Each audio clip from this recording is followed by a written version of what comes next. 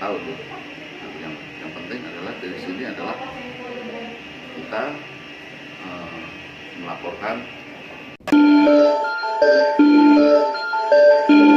lagunya itu, Pak.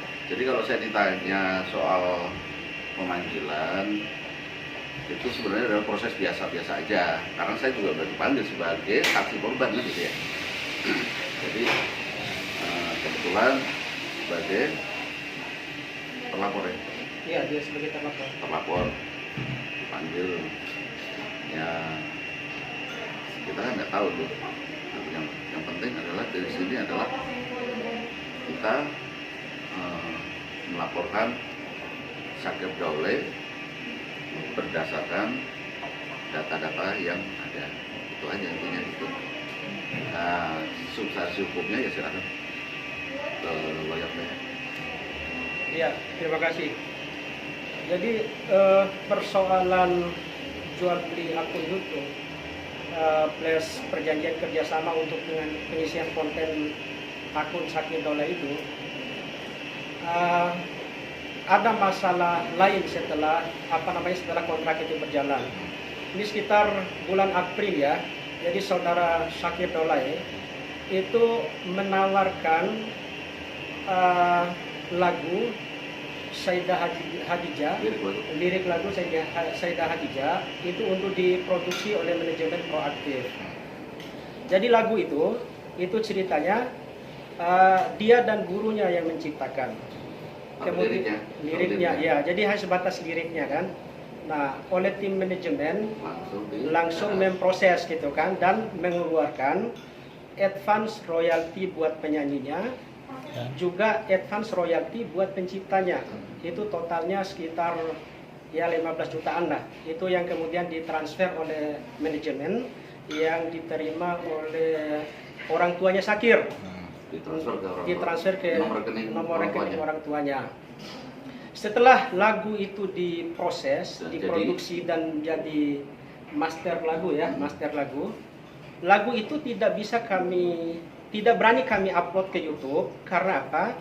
SPK-nya itu tidak mau ditandatangani oleh Syakir Daule dan SPP ya, surat pernyataan penciptanya, dengan alasan gurunya yang salah satu partner dia yang menciptakan lagu itu tidak mau menandatangani. Nah, dia meralat itu, meralat dan tidak mau dan meminta kita untuk tidak untuk mempublish. Takut dipermasalahkan oleh partnernya itu, yaitu gurunya, nggak tahu ya namanya itu. Nah, hingga akhirnya lagu itu ya sebagai pihak publishing itu tidak berani untuk mengupload karena akan ada konsekuensinya setelah kita upload tanpa ada SPK itu dan SPP. Nah, dasar itulah kemudian kita yang merasa dirugikan sebagai korban dalam kasus dugaan tindak pidana penipuan dan penggelapan. Dalam proses penawaran awalnya itu, saudara Syakir itu mengatakan bahwa dari pihak partnernya itu tidak ada masalah. Malah dia mengirimkan KTP-nya untuk dituangkan dalam perjanjian SPK itu beserta nomor rekeningnya agar ditransfer nanti kalau misalnya lagu itu berjalan dan mempunyai nilai komersial, kan ada royalti dari pencipta. Nah, itu yang kemudian nanti itu akan diproses ke rekening itu kan. Nah, tapi setelah masalah lagu Aisyah ini menjadi ya problem hukum, nah itu dianulir, kemudian dia meminta kepada kita supaya tidak untuk mempublish ya dengan alasan yang tadi. Nah, itulah dasar hukum kenapa kemudian kita melaporkan Syakir Daule itu sendiri dalam dugaan kasus tindak pidana penipuan. Sekitar 5 juta ya? Ya, jadi ada pertama itu kita memberikan advance royalty buat penyanyinya 10 juta rupiah. Kemudian yang kedua, karena dia minta awal sebelum kita proses untuk pembuatan aransemen dan lirik lagu Sayyidah Hadijah itu dia udah meminta untuk mentransfer nilai 5 juta yang katanya itu diperuntukkan oleh partnernya itu.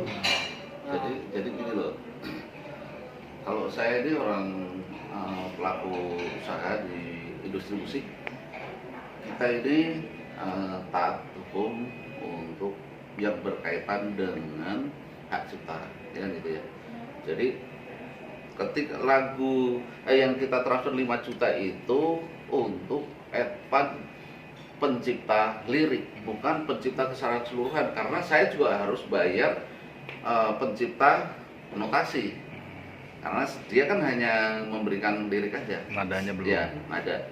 Jadi kerugian-kerugian dari kami itu ya, kami sudah melakukan pembayaran advance buat pencipta lirik, ya kan, advance buat pencipta Nada. notasi, ya kan, advance buat penyanyi, produksi, ya kan, produksi itu aransemen, terus plus pembuatan video klip, ya kan, itu udah kita lakukan sampai pada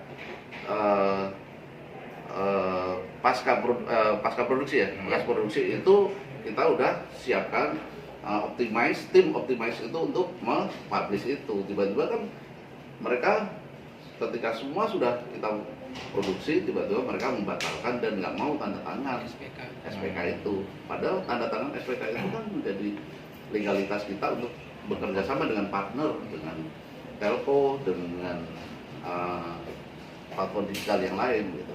Jadi ya kalau kita sih begini, kalau saya orangnya simple sebenarnya.